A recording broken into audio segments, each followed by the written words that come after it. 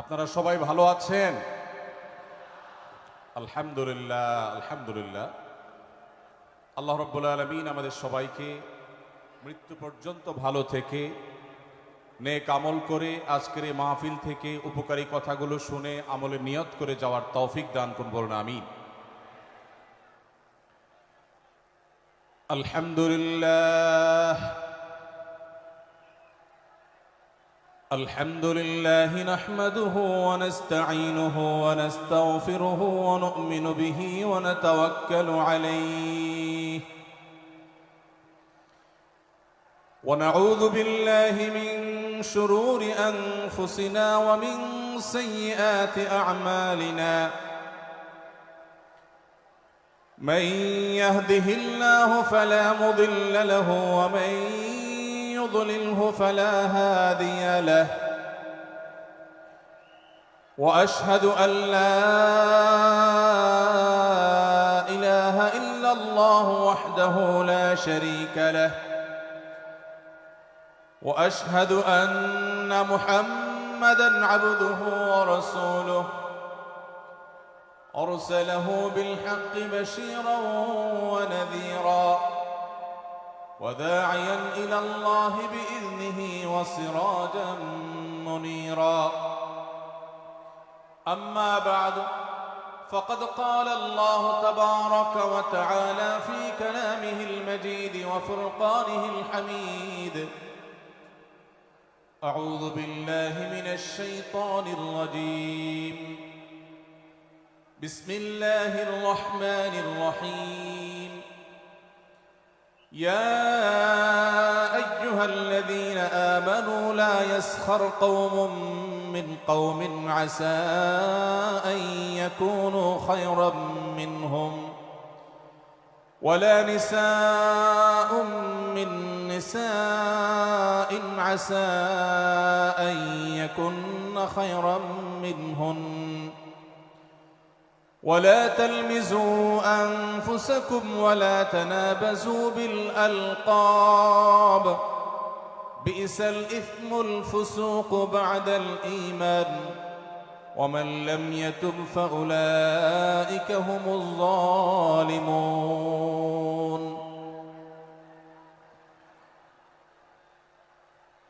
আদ-দ্বীন foundation কর্তৃক আয়োজিত আজকের এই ঐতিহাসিক মাহফিলের সম্মানিত সভাপতি ওয়াজিবুল ইহতিরাম সম্মানিত উলামায়ে কেরাম,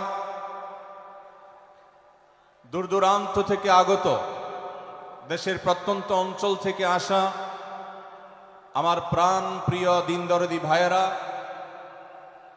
এবং পর্দার আড়াল থেকে যে সমস্ত মা বোনরা আমাদের শুনছেন, সে সকল মা ও বোনেরা, আল্লাহ রাব্বুল আলামিন আমাদেরকে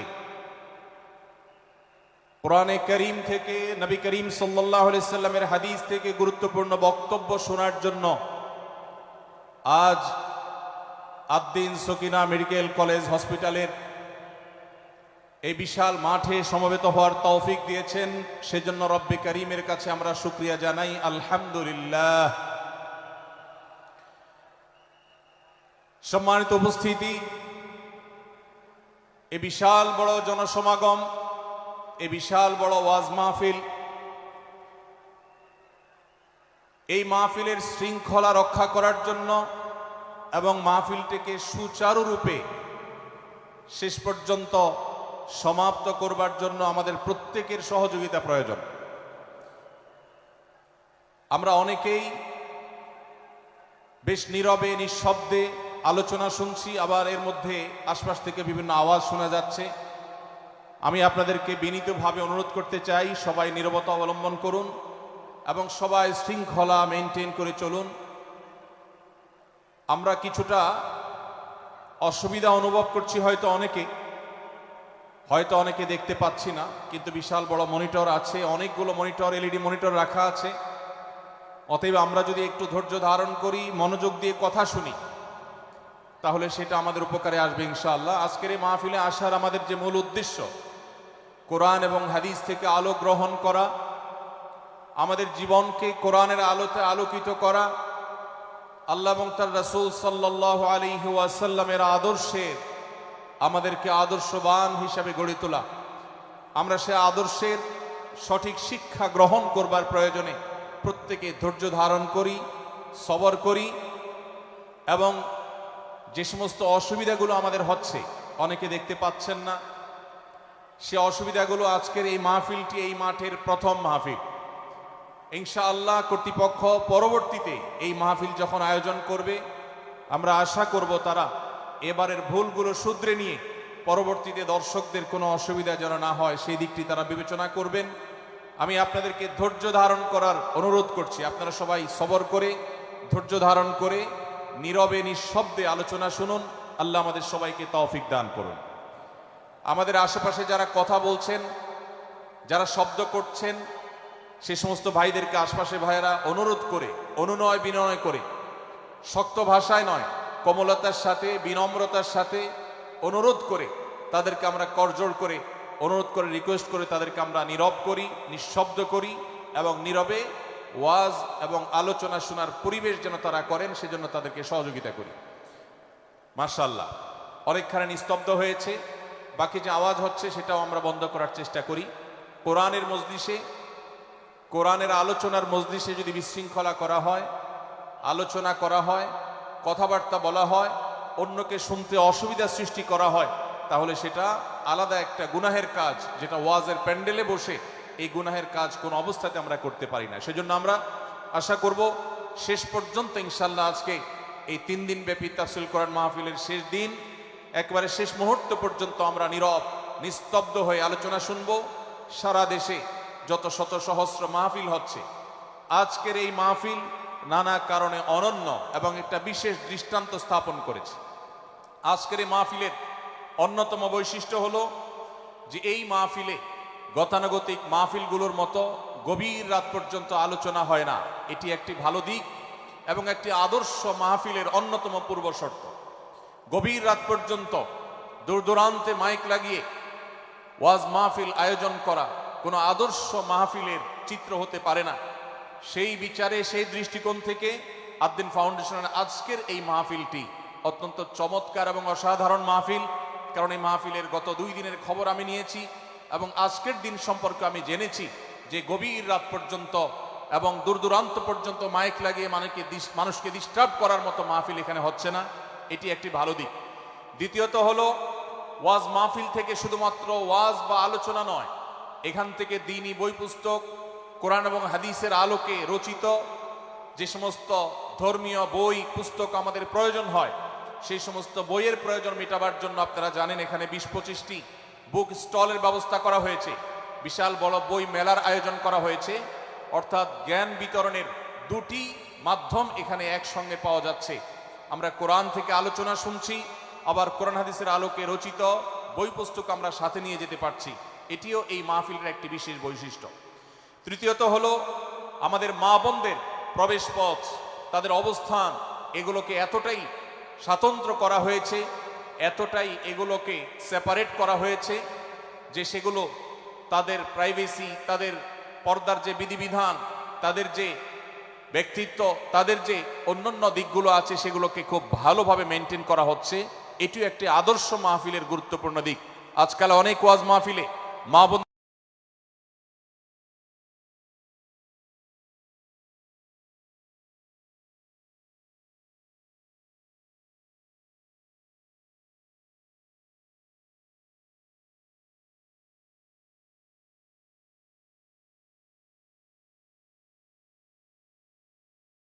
নিজের চিকিৎসা সম্পর্কে স্টেপ কিভাবে নেবেন সে সম্পর্কে আদ্দিন সকিনা মেডিকেল কলেজের তরফ থেকে একটি বিশেষ আয়োজন হলো, যে বিশেষ ক্যাম্প এবং বুথ করে করে আমাদের দর্শক শ্রোতাকে এই দিক থেকে বিশেষ সার্ভিস দেওয়া হচ্ছে। পর্যাপ্ত টয়লেটের ব্যবস্থা করার কথা আমি শুনতে পেরেছি, জানতে পেরেছি, এবং বক্তাদের, আলোচকদের বিভিন্ন উক্তি সম্বলিত ফেস্টুন আমি দেখেছি, যেটা অত্যন্ত নতুন একটা দিক। যদিও সেখানে বক্তাদের ছবি না থাকলে, প্রিন্টেড ছবি না থাকলে সেটা ভালো ছিল। আমি আশা করব কর্তৃপক্ষ সেটি পরবর্তীতে খেয়াল রাখবেন। সেই সাথে আমি একটি বিশেষ অনুরোধ তাদেরকে করেছি, তা হলো এই 3 দিন ব্যাপী তাফসীর কোরআন মাহফিলে আলোচকগণ কোরআন এবং হাদিস থেকে যে সমস্ত আলোচনা বক্তব্য পেশ করেছেন এবং করবেন, তার সবগুলোর সামারি একটি স্মারক গ্রন্থ আকারে যদি প্রকাশ করা হয়, একটি স্মারক পুস্তিকা আকারে প্রকাশ করার পর যদি এটি বিতরণ করা হয়, তাহলে মাহফিলটি হারিয়ে যাবে না, মাহফিলটি আমাদের ঘরে ঘরে থেকে যাবে, আমাদের জীবনকে আলোকিত করবে। আমি আশা করব ওয়াজ মাহফিল, যেটি এই দেশের সবচেয়ে প্রাচীনতম কালচারের অন্যতম, এদেশের সবচেয়ে শক্তিশালী সংস্কৃতির অন্যতম হলো ওয়াজ মাহফিল। এই ওয়াজ মাহফিলগুলো আদর্শ ওয়াজ মাহফিলে পরিণত হবে।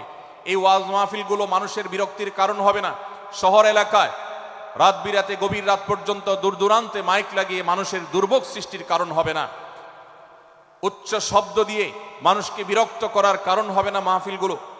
আমরা যদি আদর্শ ওয়াজ মাহফিলের দৃষ্টান্ত স্থাপন করতে পারি, তাহলে এই দেশ কোরআনের আলোয় আলোকিত হবে, হাদিসের আলোকে আলোকিত হবে, আমাদের ঘরগুলো আলোকিত হবে দ্বীনের নূর এবং আলো দ্বারায়। আল্লাহ রাব্বুল আলামিন আমাদের সবাইকে কোরআন এবং হাদিসের আলো থেকে আলোকিত হওয়ার তৌফিক দান করুন। আজকের এই মাহফিলে আমরা যেরকম সবাই সমবেত হয়েছি, মাশাআল্লাহ চরম নীরব নিস্তব্ধ পরিবেশে সবাই পিনপতন নীরব হয়ে এই মুহূর্তে কথা শুনছি। আমি আশা করব শেষ মুহূর্ত পর্যন্ত আমরা এই অবস্থা বজায় রাখবো।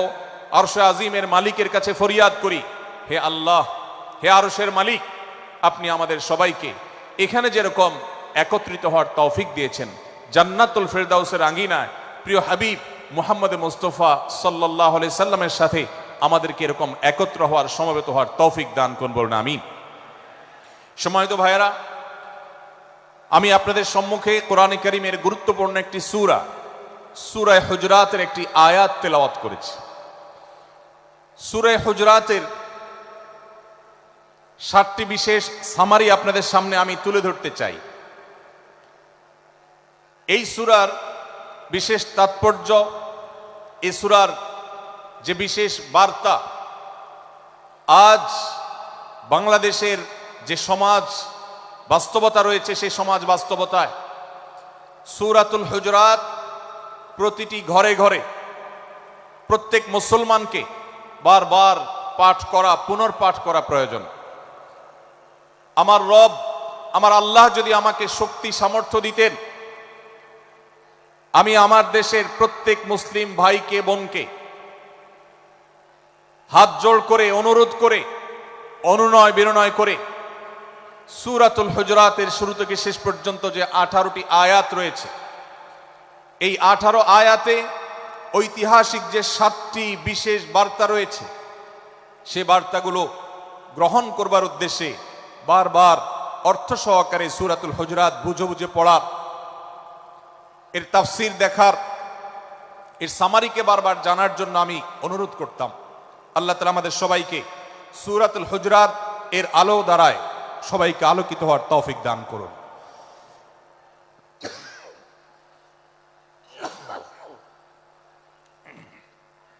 সম্মানিত উপস্থিতি, আমি যে সূরার সামারি আপনাদেরকে বলতে যাচ্ছি, যে সূরাকে সামনে রেখে আজকের এই ঐতিহাসিক মাহফিলে কোরআনে কারীমের দেওয়া 7টি বার্তা দিতে চাইছি, সেই সূরার নাম হলো সূরাতুল হুজরাত। এই সূরা কোরআনে কারীমের 26তম পারায় অবস্থিত এবং এই সূরা কোরআনে কারীমের সূরার যে সিরিয়াল, সেই সূরার সিরিয়ালে 49তম সূরা। এই সূরার আয়াত সংখ্যা হলো 18।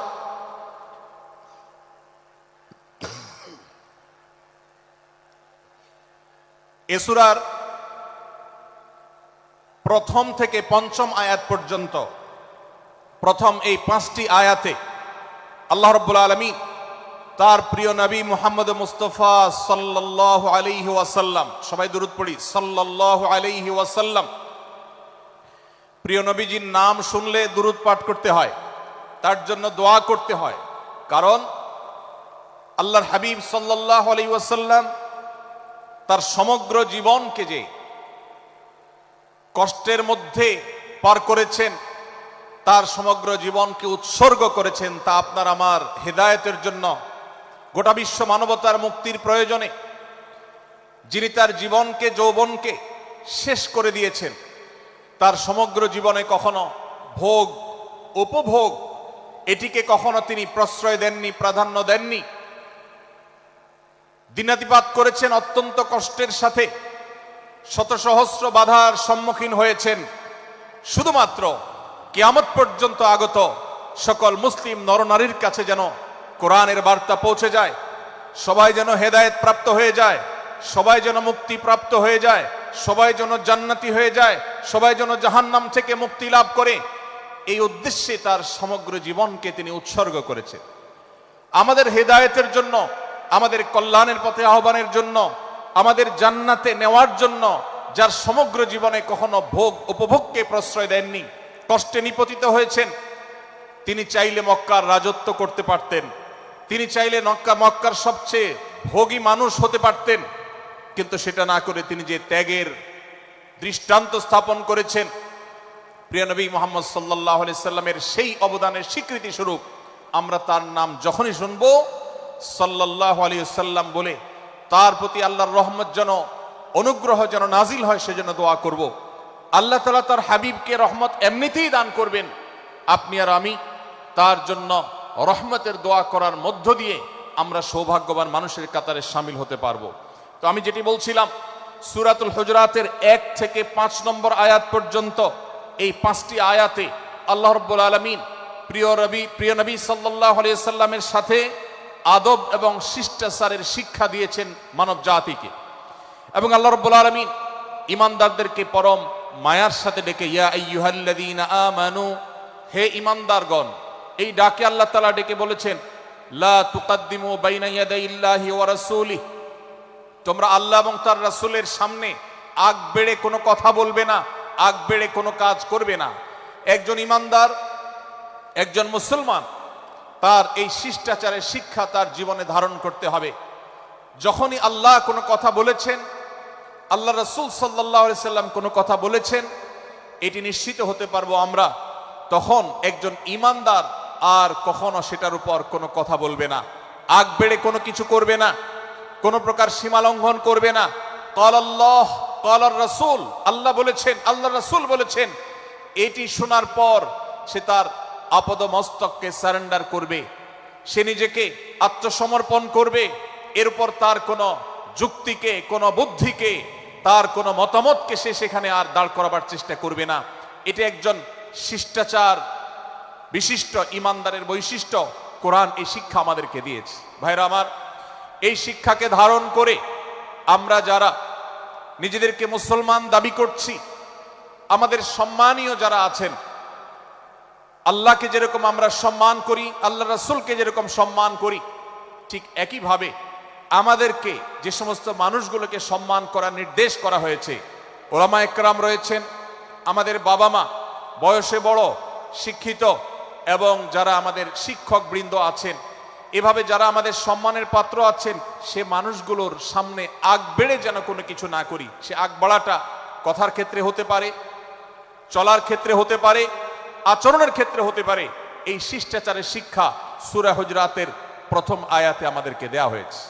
প্রিয় ভাইরা আমার, আমাদের সমাজে আজ যে সমস্ত ভালো গুণের দুর্ভিক্ষ চলছে, ক্রাইসিস চলছে, অভাব চলছে, এর মধ্যে অন্যতম হলো আজ শিষ্টাচারের অভাব। আমাদের সমাজের চতুর্দিকে আপনি দেখতে পাবেন পরিলক্ষিত হচ্ছে।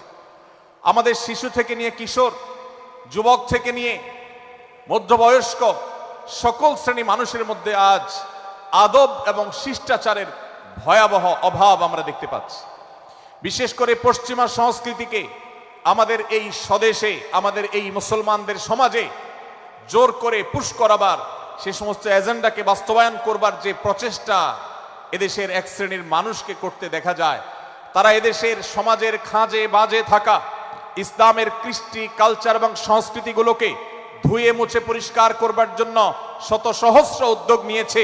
আমাদেরকে কোরআনের শিক্ষা ধারণ করে, কোরআনের শিক্ষাকে প্রচার করে, কোরআনের শিক্ষাকে প্রতিষ্ঠিত করে ব্যক্তির মধ্যে, ঘরে, পরিবারে, সমাজে, রাষ্ট্রে, সংবিধানে, আইনে, সংসদে, সর্বত্র কোরআনের শিক্ষাকে বাস্তবায়ন করে সেই সমস্ত ভিনদেশী অপসংস্কৃতি চাপিয়ে দেওয়ার ষড়যন্ত্রকে মোকাবেলা করতে হবে ইনশাআল্লাহ।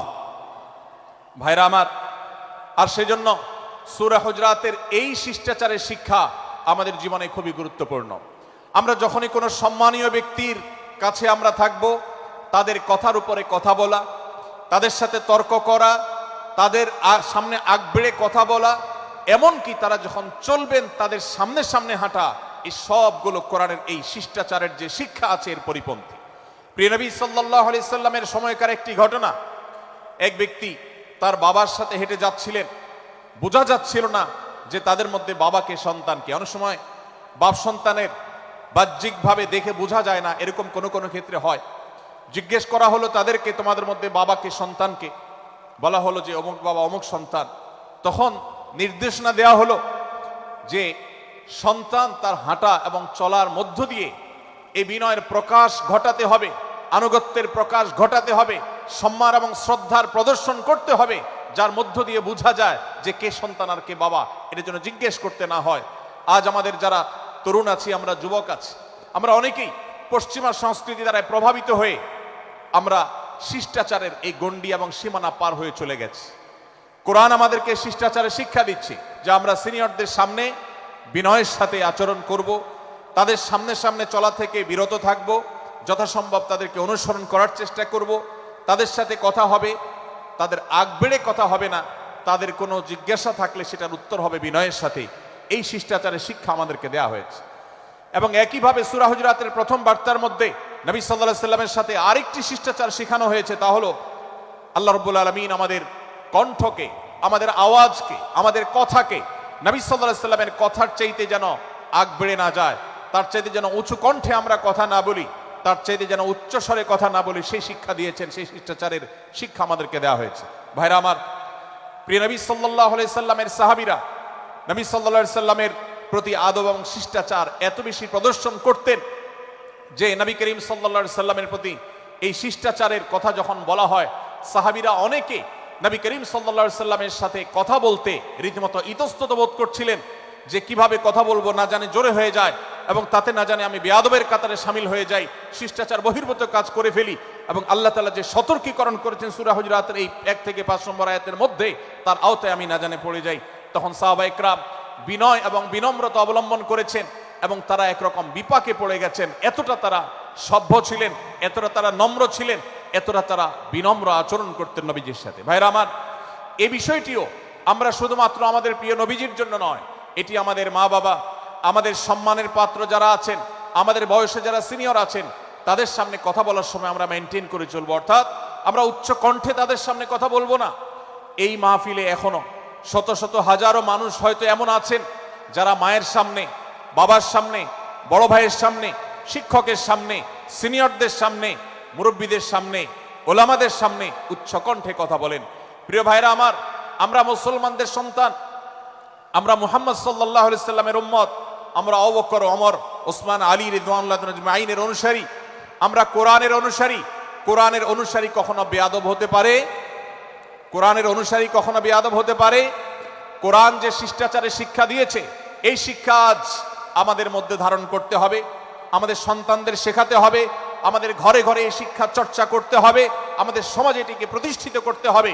পশ্চিমা সংস্কৃতির যে ছোবল, সে ছোবল আমাদের সন্তানদেরকে আজকাল অনেক ক্ষেত্রে বেয়াদবে পরিণত করছে, তাদের অনেক সময় শিষ্টাচার থেকে বের করে দিচ্ছে। তারা কখনো স্বাধীনতার নামে, কখনো মত প্রকাশের নামে, কখনো বিভিন্ন নামে তারা কিন্তু হারিয়ে যাচ্ছে। আজকের এই বাস্তবতাকে উপলব্ধি করে সূরা হুজুরাতের 1 থেকে 5 নম্বর আয়াত এর শিক্ষাকে আমাদের মধ্যে ধারণ করতে হবে। আল্লাহ তাআলা আমাদের সবাইকে সেই তৌফিক দান করুন। ভাইরা আমার, সূরা হুজুরাতের প্রথম বার্তা প্রিয় নবী সাল্লাল্লাহু আলাইহি সাল্লামের সাথে শিষ্টাচার, আল্লাহ এবং তার রাসূলের সামনে, আল্লাহ এবং তার রাসূলের সামনে আগ বেড়ে কোনো কথা না বলা, আগ বেড়ে কোনো আচরণ না করা, এটা তার প্রতি শিষ্টাচারের অংশ। এবং আল্লাহ রাসূলের সামনে উচ্চ কণ্ঠে জোরে কথা না বলা, এটাও তার প্রতি শিষ্টাচারের অংশ। আল্লাহ তাআলা আমাদেরকে এই শিষ্টাচার আমাদের জীবনের প্রত্যেকটা পদে পদে ধারণ করার তৌফিক দান করুন, বলুন আমিন। ভাইরা আমার, সূরা হুজুরাতের দ্বিতীয় যে শিক্ষা, সেই শিক্ষাটা বর্ণিত হয়েছে এই সূরার 6 থেকে 8 নম্বর আয়াত। 6 থেকে 8 নম্বর এই আয়াতের মধ্যে আল্লাহ রাব্বুল আলামিন আমাদেরকে দ্বিতীয় শিক্ষা দিয়েছেন, ঈমানদার কখনো কোনো কথা বলার আগে সেই কথা সত্য কিনা, বাস্তব কিনা সেটি যাচাই বাছাই না করে বলবে না। ঈমানদার কখনো গুজবে কান দিবে না। ইমানদার কখনো শোনা কথার উপরে ভিত্তি করে কোনো সিদ্ধান্ত গ্রহণ করবে না। এই শিক্ষাটাও আজকের বাস্তবতার আলোকে আমাদের সমাজের জন্য অত্যন্ত গুরুত্বপূর্ণ এবং প্রয়োজনীয়। প্রিয় ভাইয়েরা আমার, আমাদের চতুর্পাশে যদি আমরা তাকাই, আমরা দেখতে পাবো সোশ্যাল মিডিয়াতে, ফেসবুকে আজকাল কোনো তথ্য উপাত্ত পেলে সেটার পরখ করা ছাড়া, যাচাই বাছাই করা ছাড়া, সত্য অসত্য নিরূপণ করা ছাড়া আমরা অনেকে সেটার প্রচার প্রচারণায় নেমে যাই। আমরা অনেকে সেটার শেয়ার দেওয়া শুরু করে দিই। আমরা অনেকে এটার উপর ভিত্তি করে অনেককে নিন্দা মন্দ করা শুরু করে দেই। এমনকি আজ আমরা যেই জায়গায় দাঁড়িয়ে আছি, বাংলাদেশের যে সামাজিক বাস্তবতা, সেই বাস্তবতার আলোকে বলা যায় অনেক সময় অনেক ব্যক্তিকে সমাজে মিডিয়ার মাধ্যমে নানাভাবে হয়রানি করে তাকে খারাপ মানুষ হিসাবে, কালপ্রিট হিসাবে দেখানো হয়, অথচ তার দোষ, যে সমস্ত দোষের কথা তাকে বলা হয়, যে সমস্ত দোষে তাকে দোষী বানানো হয়, সে সমস্ত দোষ থেকে তিনি শত সহস্র গুণ পবিত্র এবং পরিচ্ছন্ন। ভাইরা আমার, আজকের এই বাস্তবতায় আমাদেরকে বিশেষ করে লক্ষ্য রাখতে হবে যে আমরা যেই কোনো মূল্যে, যেই কোনো ভাবে যেন কোনো প্রকার গুজবে কান না দেই, আমরা যেন গুজব থেকে বেঁচে থাকি। আল্লাহ তাআলা আমাদেরকে তৌফিক দান করুন। ভাই, এদিকে অনেক বেশি বাঁশির আওয়াজ শোনা যাচ্ছে। স্বেচ্ছাসেবকরা বাঁশির আওয়াজ দেওয়া ছাড়া আপনারা ভলান্টিয়ারি করুন। এত বেশি বাঁশির আওয়াজ আসছে যে কথা বলা কঠিন হয়ে যাচ্ছে। অনুগ্রহ করে বাঁশির আওয়াজ কম করে আপনারা ভলান্টিয়ারি করুন। এখনো অনেক বাঁশির আওয়াজ শোনা যাচ্ছে, বাঁশির আওয়াজগুলো বন্ধ করুন। মাশাআল্লাহ, এখন বন্ধ হয়েছে। আমরা মেহেরবানি করে বাম পাশের থেকে কিছুটা আওয়াজ পাচ্ছি, একটু নীরব নিস্তব্ধ হওয়ার জন্য অনুরোধ করছি। একটু নীরব নিস্তব্ধ না হলে কথা বলা যাবে না। অনুগ্রহ করে আমরা একটু সহযোগিতা করি এবং সবাই নীরব থাকি। ভলান্টিয়াররা অপ্রয়োজনে বাঁশির আওয়াজ দিবেন না, অপ্রয়োজনে বাঁশির আওয়াজ দিবেন না। আমাদের দেশে শব্দ দূষণ, শব্দ সন্ত্রাস, এটা এই দেশের কমন কালচার হয়ে গেছে। রাস্তায় যাবেন, প্রয়োজনে অপ্রয়োজনে গাড়ির হর্ন বাজাবে। যে কোনো প্রোগ্রামে যাবেন, প্রয়োজনে অপ্রয়োজনে বাঁশি বাজানো হবে। কদিন আগে 31st নাইট গেছে, আপনারা দেখেছেন। এত প্রচার প্রচারণা, এত সতর্কীকরণের পরেও, আইন শৃঙ্খলা রক্ষাকারী বাহিনী এত সতর্ক থাকার পরেও আপনারা দেখেছেন এক শ্রেণীর বুদ্ধি প্রতিবন্ধীরা তারা 31st নাইট উদযাপনের নামে শব্দ সন্ত্রাস করেছে। শত শত হাজারো মানুষের কষ্টের কারণ হয়েছে। প্রিয় ভাইয়েরা আমার, ধর্ম হোক আর রাজনীতি, বিনোদন হোক আর আনন্দ হোক, যেই কোনো নামে যদি শব্দ সন্ত্রাস সৃষ্টি করে বা অতিরিক্ত শব্দ দূষণ করে, শব্দ সৃষ্টি করে মানুষকে অতিষ্ঠ করার কারণ হয়, সেটা কোনো সভ্য সমাজের দৃশ্য হতে পারে না। আমরা সেই ইসলামের অনুসারী যে ইসলামে আমাদের প্রিয় নবী সাল্লাল্লাহু আলাইহি ওয়াসাল্লাম মসজিদে নববীতে তার একান্ত পরিবেশের মধ্যে এক সাহাবী জোরে কোরআন তেলাওয়াত করছিলেন। তিনি তাকে বলছিলেন, তুমি কোনো বধির রবকে শোনাচ্ছ না, তোমার রব সবকিছু শুনতে পান, অতএব তুমি তোমার এই উচ্চ কণ্ঠের তেলাওয়াত দিয়ে আশপাশে মানুষের ডিস্টার্বের কারণ হবে না। আমরা সেই ইসলামের অনুসারী। অতএব ওয়াজ মাহফিলের মাধ্যমেও যাতে কোনো মানুষ অতিষ্ঠ না হয়, মাইক ব্যবস্থাপনা সেভাবে করাটা মাহফিল কর্তৃপক্ষের যেমন কর্তব্য, ঠিক একইভাবে রাজনৈতিক সভা সমাবেশের নামে কিংবা বিয়ে বিনোদনের নামে যদি শব্দ সন্ত্রাস করা হয়, শব্দ দূষণ করা হয়, অতিরিক্ত শব্দ এর মাধ্যমে যদি মানুষকে অতিষ্ঠ করা হয়, তাহলে সেটি কখনো কোনো সভ্য সমাজের কাজ হতে পারে না। প্রিয় ভাইরা, এই জন্য আপনারা যারা তরুণ আছেন বয়সে, আপনাদেরকে আমি অনুরোধ করতে চাই, বিবাহ অনুষ্ঠানকে কেন্দ্র করে, আকিকাকে কেন্দ্র করে, নানা অনুষ্ঠানকে কেন্দ্র করে যে শব্দ সন্ত্রাস আমাদের দেশে হয়, এটি আমাদেরকে থামাতে হবে ইনশাআল্লাহ। আমরা যদি সবাই সজাগ হয়ে যাই, আমরা যদি সবাই সতর্ক হই, সচেতন হই, ইনশাআল্লাহ এই যে শব্দ দিয়ে মানুষকে কষ্ট দেওয়ার অপসংস্কৃতি, বিশেষ করে ভিনদেশি যে অপসংস্কৃতি আমদানি করা হয়েছে, এই অত্যাচার এদেশে থামাতে হবে ইনশাআল্লাহ। আল্লাহ আমাদের সবাইকে তৌফিক দান করুন। ভাইরা আমার, আমরা আমাদের আশেপাশে কোনো তরুণরা যদি এরকম শব্দ করে, গান বাজিয়ে অন্য মানুষকে অতিষ্ঠ করে। ঈদের সময় দেখা যায় বিশেষ করে সে সমস্ত যুবকদেরকে কাউন্সিলিং করতে হবে, তাদেরকে বোঝাতে হবে যে তোমার আনন্দ কখনো আরেকজনের বেদনার কারণ হতে পারে না। বহু হার্টের রোগী আছেন, বহু অসুস্থ মানুষ আছেন, বহু ছোট শিশু আছে যাদের কষ্টের কারণ হয়। বিধায় আমরা কখনো আমাদের শব্দ দিয়ে কাউকে কষ্ট হতে দিব না। আল্লাহ আমাদের সবাইকে তৌফিক দান করুন। মাশাআল্লাহ, অনেকটা নীরব নিস্তব্ধ হয়েছে। আমি যে জায়গাটা ছিলাম আবার সেখানে ফিরে যাই। সূরা হুজুরাতের দ্বিতীয় শিক্ষার কথা বলছিলাম ভাইরা। 6 থেকে 8 নম্বর আয়াতের মাহফিল থেকে আমরা নিয়ত করে যাব, এই মজলিসে বসে এই মুহূর্তে নিজে নিজে সংকল্প করব, আমার জীবনে সোশ্যাল মিডিয়া কিংবা ফেসবুকে, ইউটিউবে অথবা অফলাইনে আমার বাস্তব জীবনে আমি কখনো কোনো মানুষ সম্পর্কে যে কোনো তথ্য উপাত্ত পেয়ে ভুল কোনো ধারণা, মন্দ কোনো ধারণা করার প্রতি পোষণ করব না। কোনো তথ্য উপাত্ত যদি পাই, কোনো সংবাদ যদি পাই অনির্ভরযোগ্য সূত্রে, তাহলে সেক্ষেত্রে সেটা যাচাই বাছাই করা ছাড়া আমি সেটাকে বিশ্বাস করতে যাব না। এটাই হলো আমাদের ঈমানের দাবি।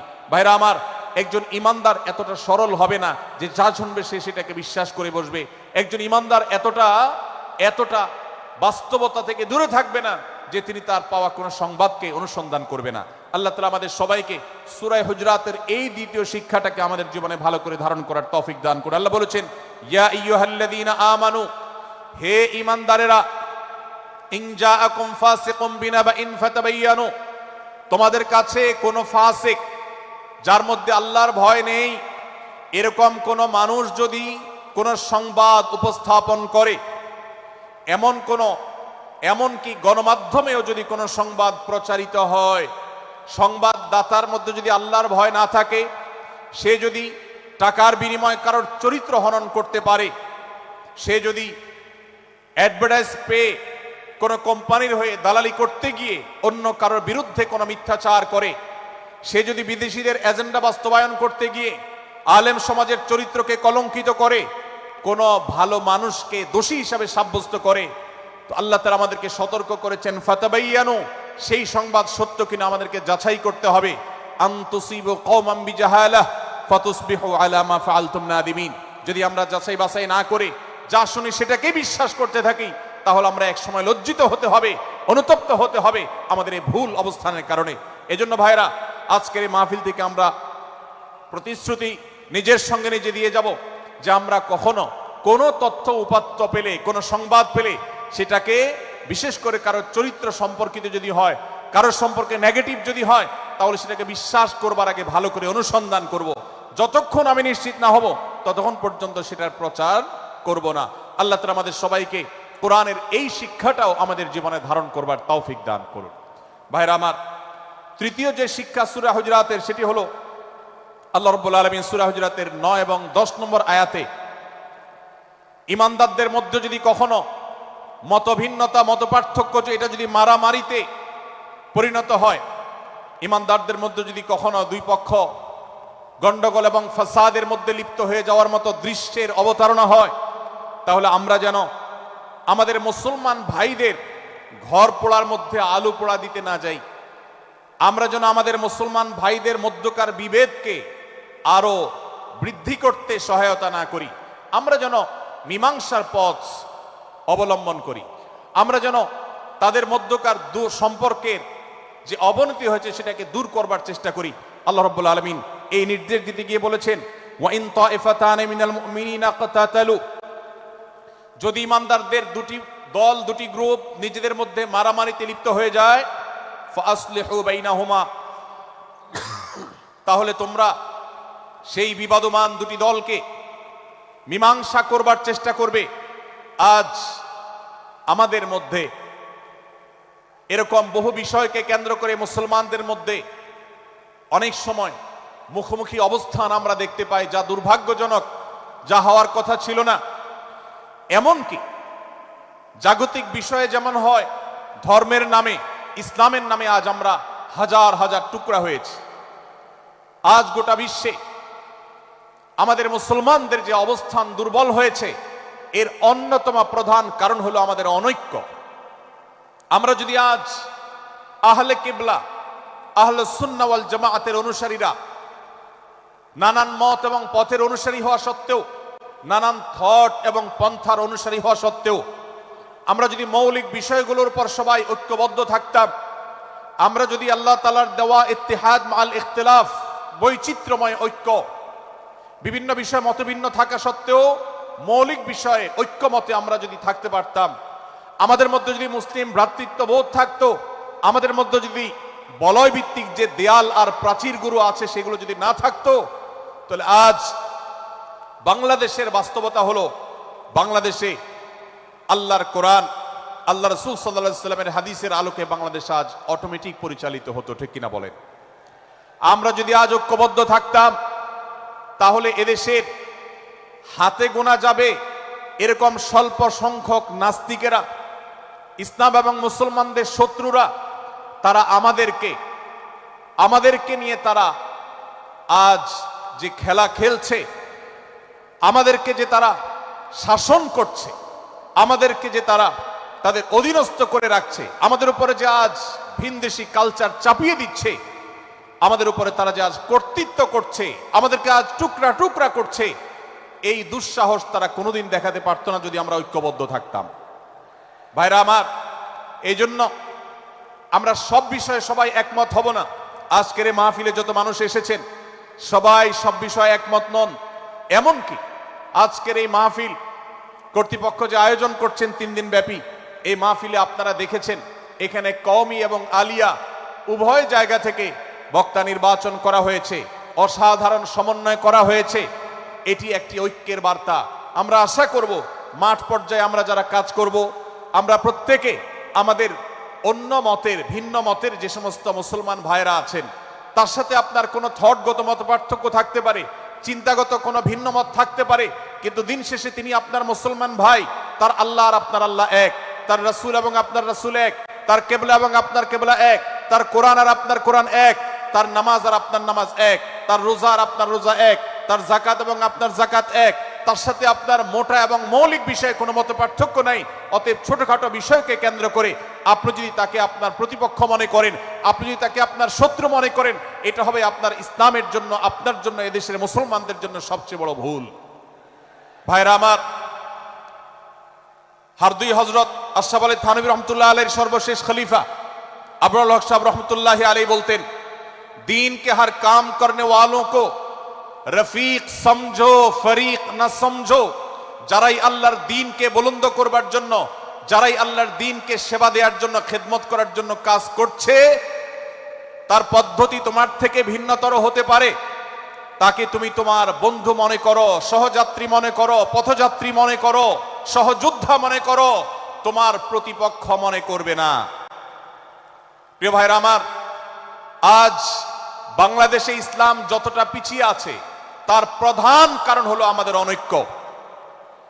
আজ আমরা যদি আমাদের মধ্যকার যে সমস্ত দেয়াল এবং প্রাচীরগুলো, অদৃশ্য প্রাচীরগুলো উঠে আছে, যেগুলো আমাদের মুসলিম ভ্রাতৃত্বকে ভেঙে খান খান করে দিয়েছে, টুকরো টুকরো করে দিয়েছে, যদি আজ আমরা সে সমস্ত অদৃশ্য প্রাচীরগুলো দূরে সরাতে পারতাম, আমার ভিন্ন মতের ভাইকে যদি আমার ভাই মনে করতে পারতাম, তার যদি আমি কল্যাণকামী হতে পারতাম, আল্লাহর কোরআনের ঘোষণা অনুযায়ী এই মুসলমানদের ঐক্যবদ্ধ শক্তিকে দমাবার শক্তি পৃথিবীর কারোর নাই, কারোর নাই, কারোর নাই। আজ আমার ভাইয়েরা ফিলিস্তিনে মার খাচ্ছে, যদি আজ গোটা বিশ্বের মুসলমানরা আমরা ফিলিস্তিনে মুসলমানদের উদ্ধারের ব্যাপারে ঐক্যবদ্ধ থাকতাম, ফিলিস্তিনে মুসলমানের দিকে চোখ তুলে তাকাবার শক্তি বিশ্বের কোনো কাফেরদের থাকতো না। আজ যদি আমরা আমাদের মুসলমান নির্যাতিত ভাইদের ব্যাপারে সারা বিশ্বের মুসলমানরা ঐক্যবদ্ধ অবস্থান গ্রহণ করতে পারতাম, মুসলমানের দিকে চোখ তুলে তাকাবার শক্তি বিশ্বের কোনো কারোর থাকতো না।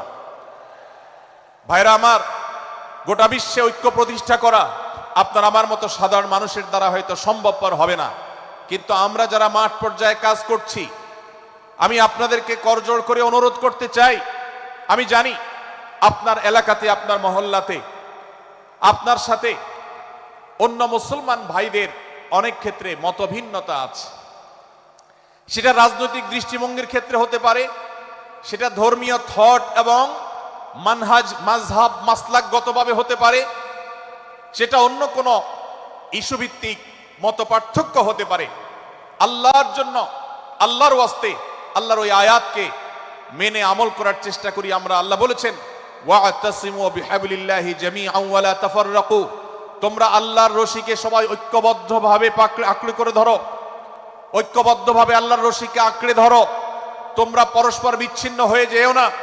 আমরা অনেক ফরজের কথা শুনেছি, নামাজ রোজা ফরজ আমরা জানি, বাবা মার প্রতি সদ্ব্যবহার করার ফরজের কথা আমরা জানি, আত্মীয়তার সাথে সুসম্পর্ক আত্মীয়তার বন্ধন রক্ষার কথা আমরা জানি, ফরজ হওয়ার কথা জানি, কিন্তু মুসলমানদের ঐক্যবদ্ধ থাকতে হবে এই ফরজের কথা আমরা অনেকেই জানি না।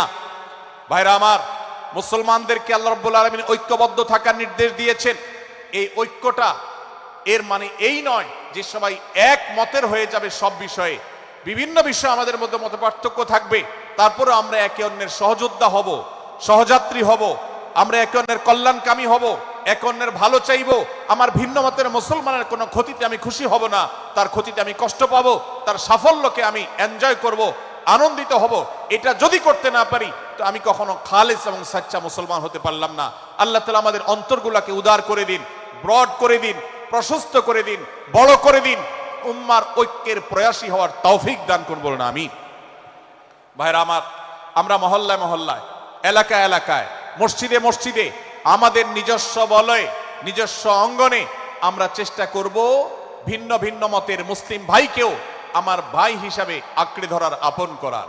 ডক্টর খন্দকার আব্দুল্লাহ জাহাঙ্গীর রাহিমাহুল্লাহ এই অঞ্চলের সন্তান, তিনি বলতেন বেদাতে লিপ্ত কোন মুসলমান, তার ব্যাপারেও আমি মনে করি আমার ভাই ভুলের মধ্যে আছেন, তার ব্যাপারে আমার মায়া মমতা কাজ করে, আমি তার কল্যাণকামী, তাকে আমার ভাই মনে করি। ঠিক একইভাবে আমার কোন মুসলমান ভাইয়ের সাথে যদি আমার ভিন্ন মতের কারণে আমার মনে হয় যে তিনি ভুল পথে আছেন, তারপর তাকে আমি শত্রু ভাববো না, তার অকল্যাণ আমি চাইবো না। আজ বাংলাদেশের বাস্তবতায় যদি আমরা তাকাই দেখতে পারবো ইসলাম এবং মুসলমানদের যত শত্রু আছে, আমরা দেখেছি গত কয়েক যুগ ধরে তাদের নিজেদের মধ্যে হাজারো বিভক্তি, হাজারো মত পার্থক্য থাকা সত্ত্বেও মুসলমানদের শত্রুতা করার ব্যাপারে তারা সবাই ঐক্যবদ্ধ। অথচ আমরা মুসলমানরা আমাদের আল্লাহ, আমাদের রাসূল, আমাদের কোরআন, আমাদের কিবলা, আমাদের সবকিছু এক হওয়া সত্ত্বেও ছোটখাটো বিষয়কে নিয়ে আমরা আমাদের মধ্যকার বিভেদের প্রাচীরগুলোকে দাঁড় করিয়ে রেখেছি, যার কারণে আমরা গোটা বিশ্বে যেমন মার খাচ্ছি, আমাদের এই প্রিয় মাতৃভূমিতেও আমরা সংখ্যায় সবচেয়ে বেশি হয়েও আমরা কালচারালি মাইনরিটি হয়ে আছি, সংস্কৃতিতে আমরা সংখ্যালঘু হয়ে আছি, সব ক্ষেত্রে আমাদেরকে ইগনোর করা হয়। 4 লক্ষ মসজিদের এদেশে 4 লক্ষ ইমাম আছেন, 4 লক্ষ মুয়াজ্জিন আছেন। এই মসজিদগুলো এদেশে এর নেটওয়ার্ক যতটা শক্তিশালী, এদেশের সকল রাজনৈতিক দলগুলোর নেটওয়ার্ককে যদি একত্র করা হয়, মসজিদগুলোর মতো এতটা শক্তিশালী নেটওয়ার্ক এদেশের সমাজে নাই। কিন্তু ওলামা একরামকে ইগনোর করা হয়, মুসলমানদের ইগনোর করা হয়, এদেশের আইনে কোরআন এবং সুন্নাহ এদেশের মুসলমানদের ধ্যান ধারণাকে কখনো বিবেচনায় আনা হয় না। এই যে মুসলমানদের আজ দুরবস্থা, এর অন্যতম প্রধান কারণ হলো আমাদের হাজার হাজার ভাগে বিভক্তি। এই বিভক্তির দেয়ালগুলোকে তুলতে হবে কি হবে না? যদি হয় তাহলে আপনি নিজে থেকে শুরু করে দিন। আপনি যেই মতই লালন করেন না কেন, আপনার ভিন্ন মতের মুসলমানকে আপনি ভাই মনে করবেন, তার সাথে বুক মিলাতে আপনার কষ্ট হবে না, তার সাথে বসতে আপনার অসুবিধা হবে না। ভিন্ন মতের আলেম, এক মতের আলেম আরেক মতের আলেমের সাথে বসতে অসুবিধা হবে না, এক মতের অনুসারী আরেক মতের অনুসারীকে ভাই বলতে অসুবিধা হবে না। আমরা সোশ্যাল মিডিয়াতে নিজেদের মধ্যে কামড়াকামড়ি করব না, নিজেদের মধ্যে আমরা ঝগড়া বিবাদ করব না। এবং যদি কেউ বিবাদে লিপ্ত হয়, সূরা হুজরাতের 9 এবং 10 নম্বর আয়াতের শিক্ষা বলছে, মুসলমানদের মধ্যে দুটি দল যদি মারামারিতে লিপ্ত হয়, তুমি সেখানে গিয়ে খোঁচাখুচি করে মারামারি বানানোর তো প্রশ্নই ওঠে না, বরং আল্লাহ বলছেন যে ফাসলিহু বাইনাহুমা, তাদের উভয়ের মধ্যে মীমাংসা করবার জন্য তুমি উদ্যোক্তা হও, তুমি উদ্যোগী হও। ভাইরা আমার, আমরা অনেকেই হয়তো জেনে থাকবো মিথ্যা এটা আল্লাহর জমিনের সবচেয়ে বড় জঘন্য অপরাধগুলোর মধ্যে থেকে একটি। একজন মুসলমান কোন অবস্থাতে মিথ্যা বলতে পারে না, কিন্তু কোন মুসলমান যদি অন্য মুসলমানের সাথে কখনো বিবাদ বিতণ্ডায় লিপ্ত হয়ে যায়, দুজন মুসলমান বা দুটি বলয়, দুটি পক্ষ, দুটি গোষ্ঠী মুসলমানদের, তাদের মধ্যে যদি কোনো বিষয় যদি ভুল বুঝাবুঝি তৈরি হয়, ভিন্ন মত সৃষ্টি হয়, একে অন্যের সাথে শত্রু ভাবাপন্ন হয়ে যায়, তাহলে তাদের দুইজনের মধ্যে বা দুই পক্ষের মধ্যে মীমাংসা করবার জন্য কেউ যদি মিথ্যা কথাও বলে, অর্থাৎ আপনি এক পক্ষের কাছে গিয়ে বললেন, ভাই আপনি যাকে এত খারাপ মনে করছেন, যার ব্যাপারে আপনি এতটা রাগান্বিত হয়ে আছেন, আমি তো জানি তিনি আপনার ব্যাপারে অনেক সফট চিন্তা রাখেন, আপনার ব্যাপারে অনেক ইতিবাচক ভাবনা রাখেন, আপনার ব্যাপারে অনেক সুধারণা পোষণ করেন। আপনি যদি একজন মুসলমানের কাছে গিয়ে, এক পক্ষের কাছে গিয়ে যদি এই কথাটা বলেন, বাস্তবে তিনি যদি এটা নাও বলেন, তারপরেও আপনি যদি এই মিথ্যা কথা বলেন, এই মিথ্যা এটা শুধু জায়েজ নয়, বরং এই মিথ্যাটা এর মাধ্যমে আপনি যে তাদের পরস্পরের সম্পর্ককে ভালো করার চেষ্টা করেছেন, এর মাধ্যমে আপনি আল্লাহর কাছে নেকি এবং সওয়াব পাবেন ইনশাআল্লাহ। ভাইরা আমার, তাহলে দুজন মুসলমান, দুটি পক্ষ, দুটি দল, দুটি বলয়, দুটি গোষ্ঠী যদি কখনো ভিন্ন মত তাদের মধ্যে তৈরি হয়, সেটা যদি মারামারিতে গিয়ে পৌঁছায়, সেটা যদি বিবাদ বিতণ্ডা পর্যন্ত গিয়ে পৌঁছায়, আমাদের কাজ হবে মধ্যে থেকে সেটাকে মীমাংসার মাধ্যমে দূরত্বকে কমানো। আমরা কখনো দূরত্ব বাড়াবো না, পারলে দূরত্ব কমাবো। ডক্টর খন্দকার আব্দুল্লাহ জাহাঙ্গীর রহমতুল্লাহ একটা কথা বলতেন, মুসলমানদের বাড়িতে যে আগুন লেগেছে, বিভেদের আগুন, মতবিরোধের আগুন, মত পার্থক্য, এটা মতবিরোধে যে পৌঁছে গেছে, এ আগুন তিনি বলতেন আমি নিভাবার মতো শক্তি আমার নাই, এত পাওয়ার নাই যে বহুদা বিভক্ত মুসলমানদেরকে আমি ঐক্যবদ্ধ করে ফেলবো, এত শক্তি আমার হাতে নেই। কিন্তু একটা শক্তি আমার কাছে আছে ভাই, সেটা হলো যে বিবাদমান মুসলমানদের মধ্যে বিবাদ যেন আর না বাড়ে, বিবাদের যে আগুন লেগেছে সে আগুনে যেন আর ঘি ঢালা না হয়, কেরোসিন ঢালা না হয়, সেজন্য আমি ভূমিকা রাখতে পারি। আমি আপনাদেরকে বিনয়ের সাথে অনুরোধ করতে চাই, যত বিষয় নিয়ে আমাদের মুসলমানদের পরস্পরের মত পার্থক্য আছে, হতে পারে সেটা মাসআলা নিয়ে, হতে পারে সেটা রাজনৈতিক অবস্থানকে কেন্দ্র করে, হতে পারে অন্য কোনো বিষয়কে কেন্দ্র করে, আল্লাহর ওয়াস্তে আপনি বিভেদ মিটাতে পারেন আর না পারেন, বিভেদ যেন না বাড়ে সেজন্য আপনি অবস্থান গ্রহণ করবেন, বিভেদ বাড়ার ক্ষেত্রে কোনো ভূমিকা পালন করবেন না, এবং সব সময় উম্মার ঐক্য প্রয়াস চাইবেন, প্রয়াস চালাবেন, উম্মার ঐক্য চেষ্টা করবেন। আল্লাহর কাছে আপনি যে দোয়াগুলো করেন, এর মধ্যে একটা দোয়া যেন এটাও থাকে, হে আল্লাহ, আমরা বহুদা বিভক্ত হয়ে গেছি, আমরা টুকরা টুকরা হয়ে গেছি, যার কারণে তোমার ভাষ্য অনুযায়ী ফাতাফশালু ওয়া তাযহাবা রিহুকুম, আজ আমাদের শক্তি শেষ হয়ে গেছে, আমরা দুর্বল হয়ে গেছি। আজ বাংলাদেশের বাস্তবতা যদি আমরা বলি, যে দেশের 90-95 ভাগ মানুষ মুসলমান, সে দেশে আজ হাতে গোনা কিছু নাস্তিক, কিছু ইসলাম বিদ্বেষী, মুসলমান বিদ্বেষীরা, তারা আমাদেরকে আজ উঠা বসা করায়, তারা আমাদের আইন নির্ধারণ করে, তারা আমাদের শাসক নির্ধারণ করে, তারা আমাদের সব বিষয়গুলোকে নির্ধারণ করে দেয়। আমাদের সন্তানরা পাঠ্যপুস্তকে কি পড়বে সেটাও ইসলাম বিদ্বেষীরাই ঠিক করে দেয়। ভাইরা আমার, এই অবস্থার যদি পরিবর্তন চাই, তাহলে আমাদের মধ্যকার দূরত্বগুলো কমাতে হবে। এজন্য আপনার দোয়ার মধ্যে আল্লাহর কাছে নিবেদন করুন, আল্লাহ আপনি আমাদের মধ্যকার বিভেদগুলো কমিয়ে দিন, আল্লাহ আমাদের ওলামাদেরকে ঐক্যবদ্ধ করে দিন, আল্লাহ আমাদেরকে ইত্তেহাদ মাল ইখতিলাফ, বৈচিত্র্যময় ঐক্য, মতভিন্ন থাকা সত্ত্বেও মৌলিক বিষয় ঐক্যবদ্ধ হওয়ার তৌফিক দান করুন। সীসাঢালা প্রাচীরের মতো আমাদেরকে কাঁধে কাঁধ মিলিয়ে আল্লাহ এবং তার রাসূল সাল্লাল্লাহু আলাইহি সাল্লামের আদেশ নিষেধকে ব্যক্তি, সমাজ, পরিবার, রাষ্ট্রে সর্বত্র বাস্তবায়নের জন্য কাজ করার তৌফিক দান করুন। আমরা আমাদের দোয়ার মধ্যে মুসলমানদের ঐক্যের জন্য দোয়া করব তো ইনশাআল্লাহ। আল্লাহ তাআলা আমাদেরকে সেই তৌফিক দান করুন। ভাইরা আমার, তাহলে সূরা হুজুরাতের তৃতীয় শিক্ষা বলছিলাম, 9 থেকে 10 নম্বর আয়াতে আল্লাহ রাব্বুল আলামিন মুসলমানদের মধ্যে যদি কখনো বিবাদ, বিতণ্ডা, মারামারি, হানাহানি সৃষ্টি হয়, তাহলে সেটিকে মীমাংসা করবার কথা বলেছেন। অতএব যদি কোনো স্বামী স্ত্রীর মধ্যেও কখনো মনোমালিন্য তৈরি হয়, আপনার যদি সেখানে ভূমিকা রাখবার সুযোগ থাকে, আপনি চেষ্টা করবেন উভয়ের মধ্যে দূরত্বটা কমাবার জন্য। আমরা অনেকে আজকাল নামাজ কালাম পড়ি, রোজা রাখি, দাড়ি রাখি, অনেক ভালো ভালো কথা বলি, অথচ দুজনের মধ্যে গন্ডগোল লাগলে আমরা সেখানে এক পক্ষ হয়ে আরেক পক্ষকে আমরা খেপিয়ে তুলি। পারলে অনেকে চগলখড়ি করেন, প্রত্যেক পক্ষের কাছে গিয়ে অপর পক্ষের ব্যাপারে মিথ্যা কথা বলে তাদের মধ্যে ভেজালকে আরো বাড়িয়ে দেন। এই জন্য নবী সাল্লাল্লাহু আলাইহি ওয়াসাল্লামের ঐতিহাসিক হাদিস রয়েছে, লা ইয়াদখুলুল জান্নাতা নাম্মাম, যে ব্যক্তি চগলখড়ি করে, দুজনের মধ্যকার গন্ডগোল ফাসাদ বৃদ্ধিতে যে ব্যক্তি ভূমিকা রাখে, ভেজাল লাগায়, এই চগলখোর কখনো জান্নাতে যাবে না। আমাদের অনেকেরই এই দুঃস্বভাব আছে, এই খারাপ চরিত্র আছে। সূরা হুজুরাত, এই যেন আমাদের আজকের যে সমাজ বাস্তবতা আছে, আমাদের যে ব্যাধি আছে, ব্যক্তিগত পর্যায়ে আমাদের পরিবারের, সমাজের সর্বত্র যে ব্যাধিগুলো ছেয়ে গেছে, সূরা হুজুরাতের প্রতিটি আয়াত যেন সেই ব্যাধির সবচেয়ে বড় মহৌষধ, সেটার জন্য সবচেয়ে বড় প্রতিষেধক, সেটার জন্য সবচেয়ে বড় সমাধান।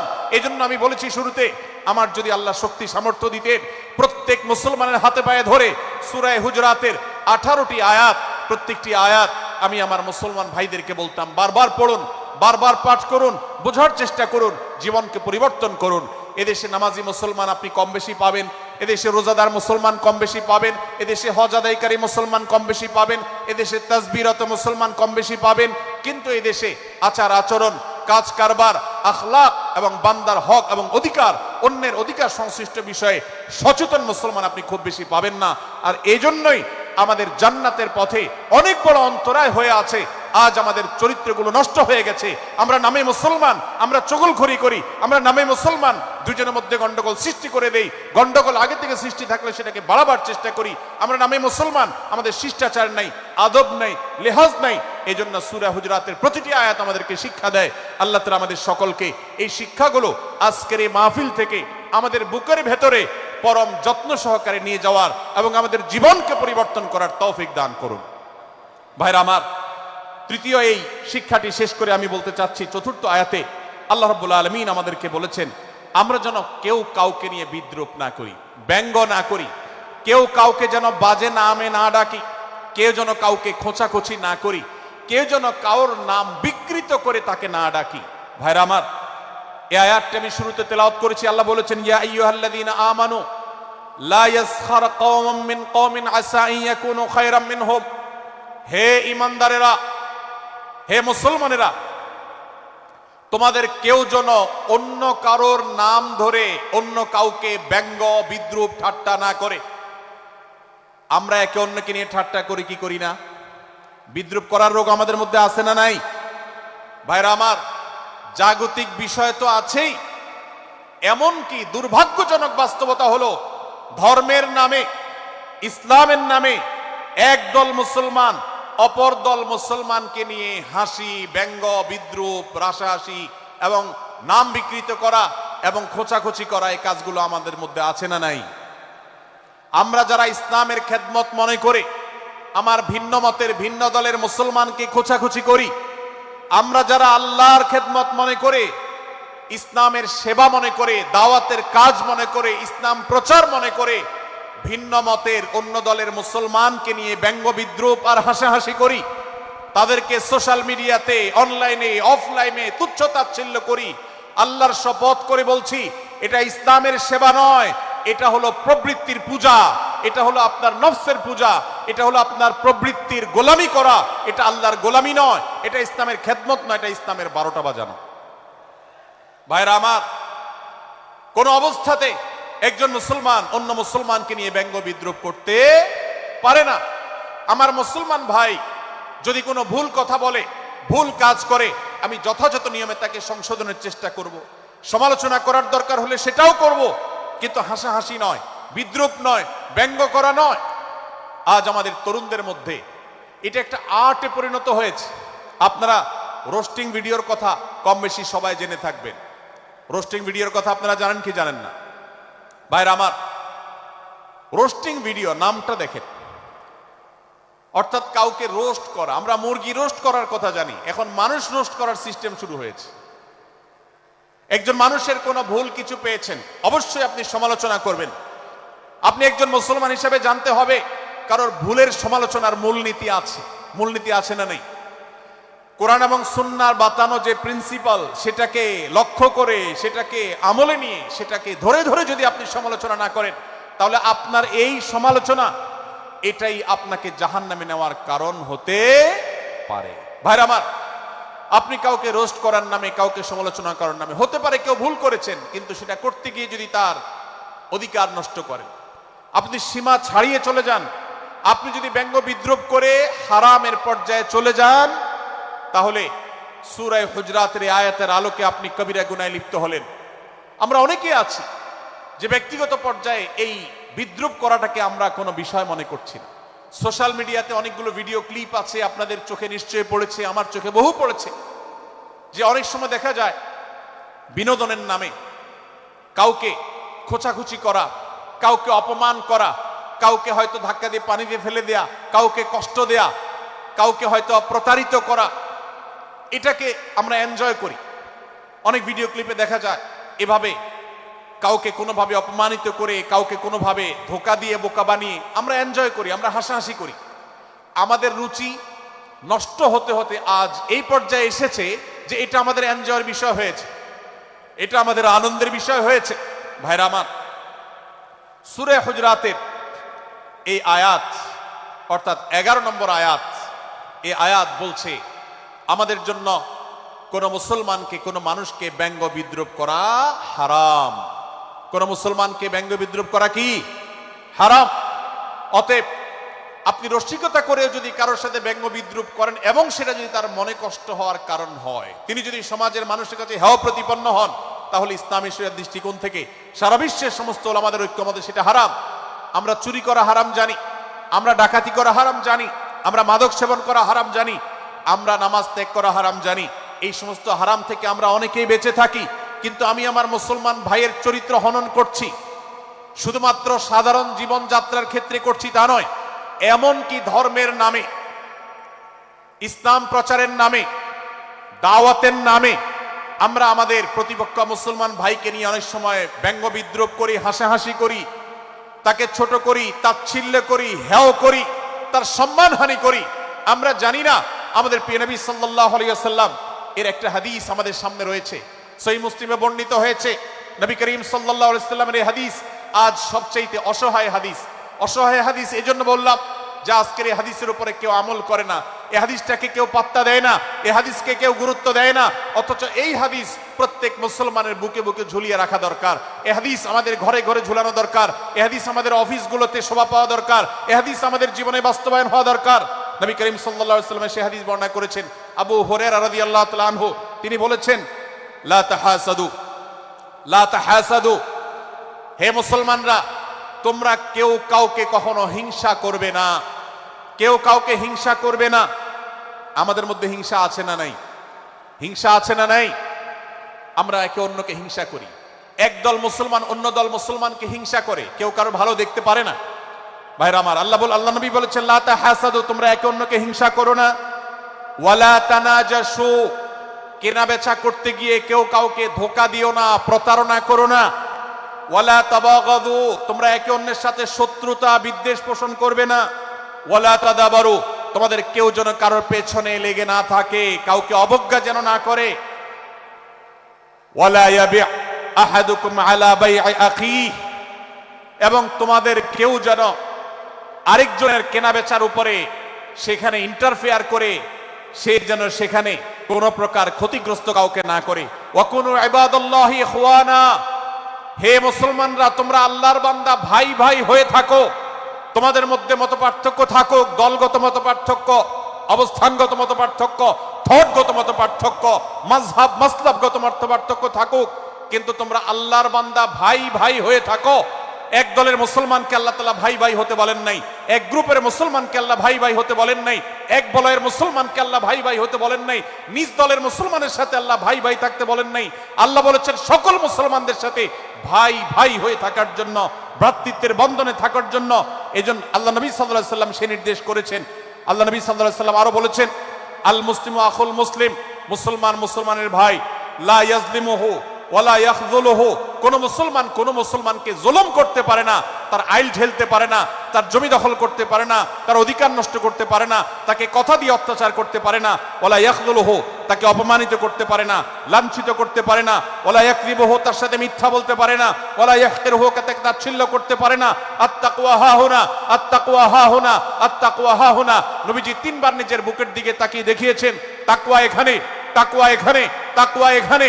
আমাদের অন্তরকে ভালো করতে হবে, সমস্ত মুসলমানদের জন্য উদার হতে হবে, কলিজাকে বড় করতে হবে, মনটাকে ব্রড করতে হবে, প্রশস্ত করতে হবে, অন্য মুসলমানকে ভাই মনে করতে হবে। কোন ভিন্ন মতের মুসলমানের সাথে শত্রুতা পোষণ করা যাবে না। ভাইরা আমার, অতএব এই হাদিসকে সামনে রেখে এই হাদিসের শেষ অংশে নবী সাল্লাল্লাহু আলাইহি ওয়াসাল্লাম বলেছেন, আল মুসলিমু কুল্লুল মুসলিমি আলাল মুসলিমি হারামুন দমুহু ওয়া মালুহু ওয়া ইরদুহু। এক মুসলমানের জন্য অন্য মুসলমানের তিনটি জিনিসকে আল্লাহ তাআলা হারাম করে দিয়েছেন। কোন মুসলমানের রক্ত এটা প্রবাহিত করা, কাউকে হত্যা করা যেরকম হারাম, কোন মুসলমানের সম্পদ অন্যায়ভাবে আপনি ভোগ করবেন, দখল করবেন, মেরে দিবেন, এটা হারাম। ঠিক একইভাবে কোন মুসলমানের সম্মান নষ্ট করবেন, ইজ্জত নষ্ট করবেন, সম্ভ্রম নষ্ট করবেন, অপমান করবেন, এটাকে আল্লাহ তাআলা হারাম করেছেন। আল্লাহ তাআলা আমাদের সবাইকে অন্য মুসলমানদের ব্যাপারে এরকম দায়িত্বশীল ভূমিকা রাখার তৌফিক দান করুন, বলুন আমিন। ভাইরা আমার, সূরা হুজুরাতের 4 নম্বর আয়াতের এই শিক্ষাকে ধারণ করে আমরা কারোর প্রতি ব্যঙ্গাত্মক আচরণ করব না। অনেক মুসলমান আছেন অন্য মুসলমানদের নাম ধরে ধরে বিদ্রুপ ব্যঙ্গ করেন, নাম বিকৃত করেন। অনেক সময় আমরা রসিকতা করেও আমাদের অনেকের নাম বিকৃত করি। আল্লাহ সুবহানাহু ওয়া তাআলা এটাকে হারাম করেছেন। এমনকি নবী সাল্লাল্লাহু আলাইহি ওয়াসাল্লাম বলেছেন, লা তাকুল লিকাসিরিন ইয়া কাসিরু, কোন খাটো বা বেটে মানুষকে হে বেটে, হে খাটো এরকম বলে ডেকো না। নবী সাল্লাল্লাহু আলাইহি ওয়াসাল্লাম বলেছেন এভাবে ডাকলে তিনি অপমানিত হন। আল্লাহ তাকে এভাবে সৃষ্টি করেছেন। আমরা অনেক সময় দেখা যায় একে অন্যকে খোঁচা মারতে গিয়ে তার গায়ের রং কালো হলে, তিনি দেখতে আকারে ছোট হলে তাকে আমরা ব্যঙ্গ করি, বিদ্রুপ করি, তাকে আমরা তাচ্ছিল্য করি, তাকে আমরা অপমান করি, তাকে আমরা অপদস্থ করি। ভাইরা আমার, এটা আমাদের জন্য হারাম। আমি আবারও বলছি, চুরি হারাম আমরা জানি, ডাকাতি হারাম আমরা জানি, আমরা অন্যান্য হারামের কথা জানি, কিন্তু এই যে এক মুসলমান অন্য মুসলমানের অধিকার নষ্ট করা হারাম, এটা আমরা জানি না। এক মুসলমান অন্য মুসলমানের নাম বিকৃত করা হারাম, এটা আমরা জানি না।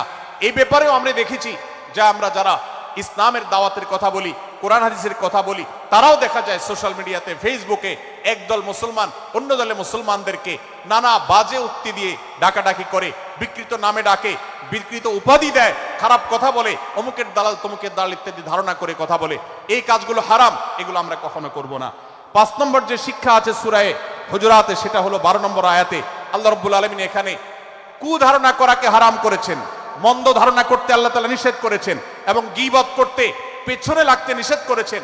ভাইরা আমার, এই একটি আয়াত অর্থাৎ সূরা হুজুরাতের 12 নম্বর আয়াত, এই আয়াতটি শিক্ষা ধারণ করে যদি আমরা আমাদেরকে শুধরাতে পারি, সংশোধন করতে পারি, তাহলে ইসলামের মেইন যে কাজগুলো আছে, ঈমানকে বিশুদ্ধ করা এবং শিরক মুক্ত ঈমান আনা, 5 ওয়াক্ত নামাজ পড়ার পর, বান্দার হক আদায়ের পর, এই আয়াতটির পর আমল করলে আপনার জান্নাতে যাওয়ার সবচেয়ে বড় বাধা দূর হয়ে যাবে ইনশাআল্লাহ। ভাইরা আমার, যে আয়াতে আল্লাহ তাআলা আমাদেরকে কারো প্রতি মন্দ ধারণা করতে নিষেধ করেছেন, গীবত করতে নিষেধ করেছেন, কারো পেছনে লাগালাই করতে নিষেধ করেছেন, সেই আয়াতে আল্লাহ রাব্বুল আলামিন বলেছেন, ইয়া আইয়ুহাল্লাযীনা আমানু ইজতানিবু কাসীরাম মিনায-যন্ন, হে ঈমানদারেরা, হে মুসলমানরা, তোমরা কারোর প্রতি ধারণা, মন্দ ধারণা তোমরা করো না, এটা থেকে বিরত থাকো।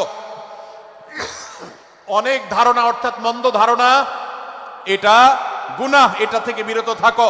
ইন্না বা'দায-যন্নি ইসম, কারণ কিছু কিছু ধারণা অর্থাৎ যেগুলো মানুষের সম্পর্কে কোনো তথ্য উপাত্ত ছাড়া নিছক ধারণা প্রসূত মন্দ ধারণা করা হয়, সেগুলো গুনাহের কারণ, সেগুলো অপরাধের কারণ, সেগুলো কবিরা গুনাহ, সেগুলো পাপাচার, সেগুলো আল্লাহর অসন্তুষ্টির কারণ। আছেন সবাই বসে যান, সবাই বসে যান, সবাই বসে যান। যশোরের মানুষের দুর্নাম হোক, আপনারা কি চান? আপনারা কি চান যশোরের মানুষের দুর্নাম হোক? তাহলে আশপাশে ভাইরা ওনাদেরকে সবাইকে বসায় দেন, বসায় দেন, কাউকে দাঁড়ায় থাকতে দিবেন না। ভাই সবাই বসেন, সবাই বসে যান, এখানে যারা দাঁড়িয়ে আছেন সবাই বসেন, অনুগ্রহ করে সবাই ধৈর্য ধারণ করেন এবং বসেন। আজকের এই মাহফিল সুন্দরভাবে শেষ হোক। আপনারা কি চান কি চান না? ভাই আপনারা কি চান কি চান না? যদি আপনারা চান, অনুগ্রহ করে আমার ডান পাশে যারা বিশৃঙ্খলা করছেন তারা বসে যান। আপনাদেরকে আমরা অনুরোধ করছি এখান থেকে বসে যান। আপনারা কি ডক্টর মিজানুর রহমান আজহারী সাহেবের আলোচনা শুনতে চান কি চান না? যদি চান তাহলে মেহেরবানি করে আওয়াজ বন্ধ করে পরিবেশ শান্ত করে, এখানে অল্প কিছু মানুষের মধ্যে বিশৃঙ্খলা দেখা যাচ্ছে। কোনো কারণে এত বড় মাহফিল, এত মানুষের, লাখো লাখো মানুষের সমাগম, এখানে কোনো কারণে ঝামেলা হতেই পারে, কিন্তু আমরা অনুগ্রহ করে ধৈর্য ধারণ করি। ধৈর্য কোথায়? সবাই বসে যায়, সবাই বসে যান, আওয়াজ বন্ধ করে। ভলান্টিয়ার ভাইয়েরা এদিকে বিনয়ের সাথে মানুষদেরকে বসানোর জন্য চেষ্টা করেন। আশেপাশের যারা আছেন বসে, তারা দাঁড়ানো ভাইদেরকে হাতে পায়ে ধরে বসান, সবাই সবাইকে টান দিয়ে বসান। ভাই এপাশে যারা বিশৃঙ্খলা আচরণ করছেন তারা আপনারা একটু বসেন। আপনারা যদি বিশৃঙ্খলা আচরণ না থামান তাহলে সেক্ষেত্রে মাহফিল সুন্দরভাবে শেষ করা যাবে না। আমার আলোচনার শেষের দিকে আমরা আলোচনা শেষ করে এশার নামাজ পড়ব, তারপরে আমাদের শেষ অধিবেশন হবে ইনশাআল্লাহ।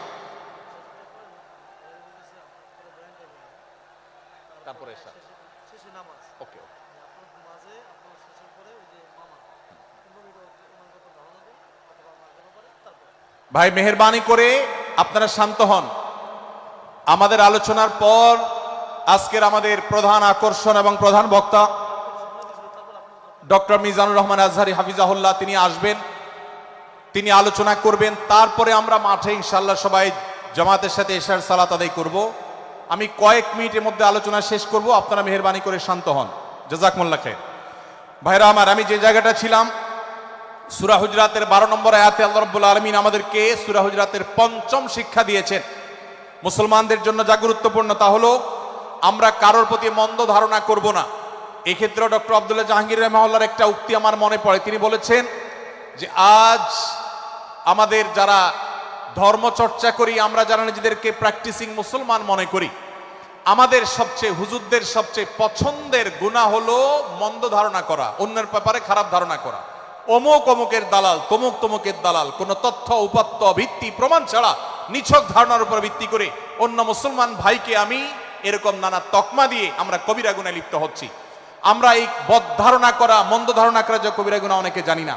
অনেকে অনেকের পেছনে লাগছি, অনেকে অনেকের ওয়াজ শুনছি দোষ বাইর করার জন্য, স্ট্যাটাস পড়ছি ভুল বাইর করার জন্য। এই যে মানুষের পেছনে লাগা, এটা আল্লাহ তাআলা নিষেধ করেছেন, ওয়ালা তাজাসসু, তোমরা কেউ কারোর ছিদ্র অন্বেষণ করার, দোষ আবিষ্কার করার চেষ্টা করবে না। এবং ওয়ালা ইয়াগতাব বা'দুকুম বা'দা, কেউ কারোর গীবত শিকায়াত করবে না। এই আয়াতে আমাদেরকে কেউ কারোর পেছনে পরনিন্দা করতে নিষেধ করেছেন। ইসলাম বলে আমরা মানুষের সামনে মানুষের ভুলের কথাগুলো বলবো বিনয়ের সাথে, যাতে তিনি সংশোধিত হন, আর তার পেছনে প্রশংসা করব। আমরা করি উল্টা, আমরা মানুষের সামনে এসে মানুষের প্রশংসা করি আর তার পেছনে গিয়ে তার দুর্নাম করি। ইসলামকে যদি আমরা মানতাম, সমাজটা সুন্দর হয়ে যেত। আমরা যদি সামনে কারোর দোষ বলতাম তাহলে তিনি সংশোধিত হতেন, আর পেছনে যদি গুণ বলতাম তাহলে তিনি ভালো সেখান থেকে শিক্ষা গ্রহণ করতেন। সূরা হুজরাতের 6 নম্বর শিক্ষা 13 নম্বর আয়াতে আল্লাহ তাআলা বলেছেন যে আমাদের সবার গোড়া কোত্থেকে এসেছে, আমাদের গর্বের কোনো বাহ্যিক কারণ নাই তাকওয়া ছাড়া। আল্লাহ বলেছেন, ইয়া আইয়ুহান নাস ইন্না খালাকনাকুম মিন যাকারিন ওয়া উনসা, হে মানুষ সকল, তোমাদেরকে আমি মানুষ, নারী এবং পুরুষ, আদম এবং হাওয়া থেকে সৃষ্টি করেছি। ওয়া জাআলনাকুম শুউবান ওয়া ক্বাবাইলা লিতাআরাফু, বিভিন্ন গোত্রে তোমাদেরকে আমি বিভক্ত করেছি পরিচয়ের জানার জন্য, শুধুমাত্র। আর আল্লাহ বলেছেন শেষে, ইন্নাল্লাহা আলিমুন খাবীর, তোমরা কি করো আল্লাহ জানে। অতএব আমাদের কারোর উপর কারো কোনো শ্রেষ্ঠত্ব নেই তাকওয়া ছাড়া। আল্লাহ বলেছেন, ইন্না আকরামাকুম ইনদাল্লাহি আতকাকুম, আমাদের মধ্যে সবচেয়ে মর্যাদাবান হবে তিনি যার মধ্যে তাকওয়া সবচেয়ে বেশি হবে। আমাদের কোনো বংশগত গৌরব, কোনো অঞ্চলগত গৌরব, অন্য কোনো গৌরব আমাদের থাকবে না, শুধু তাকওয়ার গৌরব আমাদের থাকতে পারে। সেটাও গর্ব, নিষিদ্ধ গর্ব বা অহংকারের মতো নয়, বরং সেটা আমাদের বিনয়ের জায়গা। সর্বশেষ 7 নম্বর যে শিক্ষা সূরা হুজরাতের রয়েছে, সেটা 14 এবং 14 থেকে 18 নম্বর আয়াতে আল্লাহ তাআলা ঈমান এবং ইসলামের চিহ্ন উল্লেখ করেছেন। যে 6টা শিক্ষা উল্লেখ করা হয়েছে, এর আলোকে মুসলমানকে, মুনাফিককে সেটা নিরূপণ হবে। এজন্য আল্লাহ তাআলা শেষে এটি উল্লেখ করেছেন। এই 7টি শিক্ষাকে ধারণ করে আমরা আমাদেরকে ভালো মুসলমান হিসেবে গড়ে তোলার চেষ্টা করব, আমাদের জীবনকে সাজাবার চেষ্টা করব। আল্লাহ তাআলা আমাদের সবাইকে তৌফিক দান করুন। আমি আবারও এক নজরে বলে শেষ করছি, সূরা হুজরাত কোরআনে কারীমের 26তম পারার একটি সূরা, 49 নম্বর সূরা, কোরআনের 18টি আয়াতের আছে। প্রথম থেকে 5 নম্বর আয়াত পর্যন্ত আল্লাহ রাসূলের সাথে আদব লেহাজ বজায় রাখা, শিষ্টাচার মেনটেন করা এবং সম্মানীয় ব্যক্তিদের সাথেও এখান থেকে আমরা শিক্ষা নিয়ে আদব লেহাজ বজায় রাখা, তাদের সামনে আগ বেড়ে কথা না বলা, আগ বেড়ে কাজ না করা, উচ্চকণ্ঠে কথা না বলায় শিক্ষা আল্লাহ দিয়েছেন। দ্বিতীয়ত, আমাদেরকে কোনো সংবাদ, বিশেষ করে অনির্ভরযোগ্য তথ্যের সংবাদ শুনে আমাদেরকে কারোর ব্যাপারে ধারণা করার আগে আল্লাহ তাআলা আমাদেরকে যাচাই করার শিক্ষা দিয়েছেন। আমরা যেন গুজবে, আমরা যেন ধারণা প্রসূত কোনো তথ্যে আমরা যেন কান না দেই, সেই শিক্ষা আল্লাহ আমাদেরকে দিয়েছেন। এটি 6 থেকে 8 নম্বর আয়াতে, 9 থেকে 10 নম্বর আয়াতে আল্লাহ তাআলা মুসলমানদের 2 গ্রুপের মধ্যে গন্ডগোল দেখা দিলে মীমাংসা করতে বলেছেন। এবং 4 নম্বর শিক্ষা 11 নম্বর আয়াতে বিদ্রুপ করতে নিষেধ করেছেন আল্লাহ তাআলা, কারণ নাম ধরে ব্যঙ্গ করাকে হারাম করা হয়েছে। এবং 5 নম্বর শিক্ষা 12 নম্বর আয়াতে আল্লাহ তাআলা দিয়েছেন, কারোর প্রতি মন্দ ধারণা করা যাবে না, কারোর পেছনে লাগা যাবে না, এবং কারোর মন্দ নামে কাউকে ডাকা যাবে না, কারোর সমালোচনা তার পেছনে করা যাবে না, এগুলোকে হারাম করা হয়েছে। 6 নম্বর শিক্ষা 13 নম্বর আয়াতে আল্লাহ বলেছেন, আমাদের সবার মধ্যে কারোর কোনো শ্রেষ্ঠত্ব নাই তাকওয়া ছাড়া। যার তাকওয়া যত বেশি, আল্লাহ ভীতি যত বেশি, তিনি আল্লাহর কাছে তত শ্রেষ্ঠ এবং সেরা। 7 নম্বর সর্বশেষ শিক্ষা হলো 14 থেকে 18 নম্বর আয়াতে আল্লাহ রাব্বুল আলামিন ঈমানদারদের আলামত, মুনাফিকদের আলামত উল্লেখ করেছেন। সেখান থেকে শিক্ষা নিয়ে আমরা আমাদের ঈমানকে পরখ করার চেষ্টা করব, আমাদের আমলকে পরখ করার চেষ্টা করব। আল্লাহ তাআলা আমাদেরকে সূরা হুজরাতের আলোকে আমাদের জীবনকে গঠন করার তৌফিক দান করুন, বলুন আমিন। আল্লাহ তাআলা আমাদের সবাইকে আজকের এই তাফসীর কোরআন মাহফিল থেকে সূরা হুজরাতের এই 7টি শিক্ষাকে ধারণ করে ভালো মুসলমান, যে মুসলমান সম্পর্কে নবীজি বলেছেন আল মুসলিম আখুল মুসলিম, মুসলমান মুসলমানের ভাই। যে হাদিসে নবীজি বলেছেন যে আল মুসলিমু মান সালিম আল মুসলিমুনা মিন লিসানিহি ওয়া ইয়াদি, মুসলমান সে যার হাত আর মুখ দ্বারা অন্য কোন মুসলমান কষ্ট পায় না, নিরাপদে থাকে। আমরা আমাদের সমাজকে শান্তিপূর্ণ সুশৃঙ্খল রাখতে হলে আমাদেরকে মুসলমান হতে হবে, ভালো মানুষ হতে হবে। আমাদের হাত মুখ দ্বারা কেউ কষ্ট পাবে না, কারোর হক নষ্ট করব না, কারোর অধিকার নষ্ট করব না, কারোর কষ্টের কারণ হবে না, কাউকে আঘাত করব না, কাউকে গালি দিব না, কারোর কোনো প্রকার অধিকার খর্ব করব না, জুলুম করব না। আল্লাহ তাআলা আমাদের সবাইকে কোরআন এবং হাদিস যে মুসলিমের চিত্র অঙ্কন করেছে, কোরআন এবং হাদিসে মুসলিমের যে রূপরেখা বর্ণনা করেছে, কোরআন এবং হাদিসে যে আদর্শ মুসলমানের চিত্র উপস্থাপন করেছে, আল্লাহ আমাকে আপনাকে আমাদের সবাইকে সেই মুসলমান হওয়ার তৌফিক দান করুন, বলুন আমিন। ভাইরা আমার, আমরা মুসলমানরা যদি কোরআন হাদিসের আলোকের সে আদর্শ মুসলমান হতে পারি, বিশ্বের মানচিত্র পরিবর্তন হতে সময় লাগবে না, বাংলাদেশের পরিস্থিতি পরিবর্তন হতে সময় লাগবে না। তবে সবকিছুর আগে আমাদেরকে বদলাতে হবে, আমাদেরকে মুসলমান হতে হবে, কোরআন এবং হাদিসের বাস্তব অনুসারী হতে হবে। প্রকৃত কোরআন হাদিসের অনুসারী হতে পারলেই ইনশাআল্লাহ ইসলামের জয় হবে, কোরআন হাদিসের বিজয় হবে, মুসলমানদের বিজয় হবে, মুসলমানদের দুর্দিনের পরিবর্তন আসবে। আমরা বিশ্ববাসীকে দেখাতে পারবো আমরা সবচেয়ে আদর্শবাদী, আমরা বিশ্বের মানবতার সবচেয়ে বড় আমরা অনুসারী এবং মানবতাকে সবচেয়ে বেশি প্রতিষ্ঠাকারী। আল্লাহ তাআলা আমাদের সবাইকে বিশ্ব মানবতাকে, আমাদের ইসলামের সৌন্দর্যকে আমাদের ব্যক্তি জীবনে চর্চা করার মধ্য দিয়ে, পরিবার এবং সমাজে চর্চা করার মধ্য দিয়ে ইসলামের সৌন্দর্যকে আল্লাহ তাআলা তুলে ধরার তৌফিক দান করুন। জাযাকুমুল্লাহু খায়রা ওয়া আখিরু দাওয়ানা আলহামদুলিল্লাহি রাব্বিল আলামিন। ওয়াসসালামু আলাইকুম ওয়া রাহমাতুল্লাহি ওয়া বারাকাতুহু। নারায়ে তাকবীর, লিল্লাহি তাকবীর। আল কোরআনের আলো, সংসদে জালো, বুকের মধ্যে জালো। সংগ্রামী তাওহীদি জনতা, 3 দিন ব্যাপী ঐতিহাসিক তাফসীরুল কোরআন মাহফিলের শেষ দিনের সমাপনী অংশে এই মুহূর্তে আমাদের মাঝে উপস্থিত হবেন বাংলাদেশের আলোচিত আলেমে দ্বীন, আন্তর্জাতিক খ্যাতি সম্পন্ন মুফাসসিরে কোরআন ডক্টর মিজানুর রহমান আজহারী সাহেব। আলোচনা পেশ করলেন মুহতারাম